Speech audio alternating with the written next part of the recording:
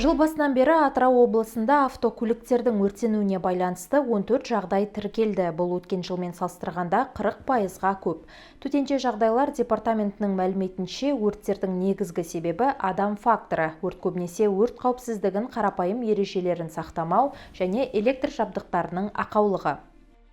Автокөліктерді алдын алу мақсатында департамент тарапынан облыстық полиция қызметкерлерінің басқармасымен бірлескен түрде техникалық байқау орталықтарында, жанар жағармай газ құю бекеттерінде үгіт-насихат жұмыстары рейдтік шара жүргізілуде. Енді жалпы биылғы жылы, былтырғы жылы осы автокөліктерді өрттердің алдын алу бойынша акция ұйымдастырылды. Осы акция аясында аудандық, қалалық басқармалармен профилактикалық түсіндіру жұмыстары кеңінен жүргізіліп, LED экрандарда, әлеуметтік желілерде бейнероликтер орналастырылып, баспасөз қызметтерінде, беттерінде мақалалар жарияланды.